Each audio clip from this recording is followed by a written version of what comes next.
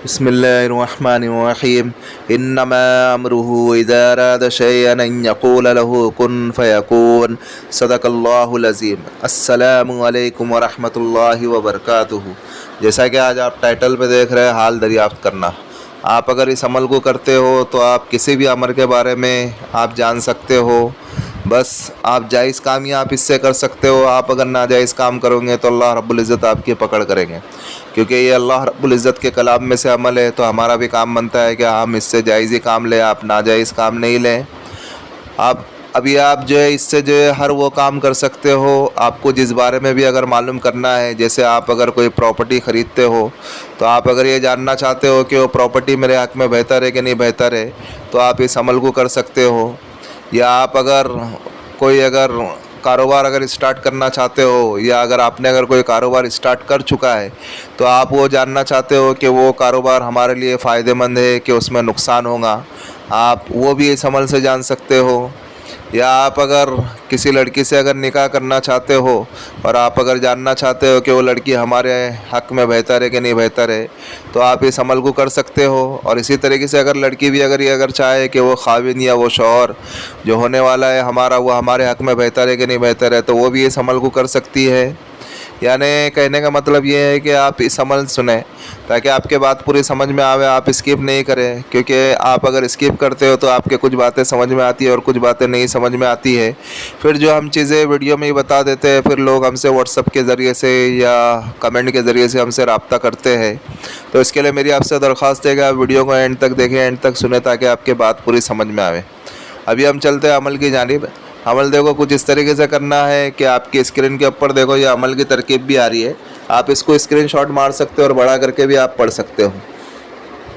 جب انسان کسی معاملے میں مطرد اور حیران ہو اور یہ چاہے کہ مجھ کو اس امر کی کیفیت دریافت ہو جائے، تو اس کو چاہیے کہ نصف شب کو یعنی آدھی رات کو 2 سے 3 کے بیچ میں، رات میں 2 سے 3 کے بیچ میں آپ کو 2 رکعت نماز نفل پڑھنا ہے، اور ہر رکعت میں سورہ فاتحہ کے بعد آپ کو سورہ مزمل ایک بار پڑھنا ہے۔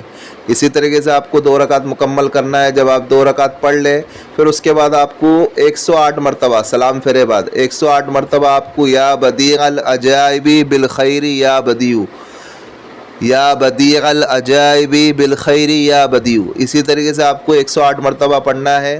پھر بعد میں اس کے آپ کو 108 مرتبہ یا اللہ علیم ما فی قلبی معین فی، یا اللہ علیم ما فی قلبی معین فی، یہ بھی آپ کو 108 مرتبہ پڑھنا ہے۔ اور آپ جس کام کے بارے میں بھی معلوم کرنا چاہتے ہو اس کا تصور رکھتے ہوئے، اس کا دھیان رکھتے ہوئے آپ کو پڑھنا ہے۔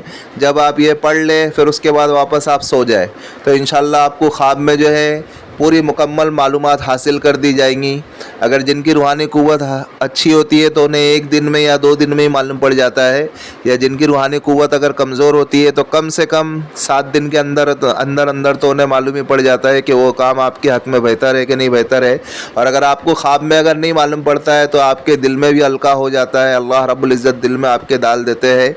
آپ نے جس کام کے بارے میں بھی اگر استخارہ کرا ہوگا تو وہ کام آپ کے دل میں بار بار ہلکا ہوگا کہ اس کام کو کر لو، اس کام کو کر لو، تو پھر وہ انسان کو اس کام کو کر لینا چاہیے جس کام کے بارے میں اس نے استخارہ کیا ہے۔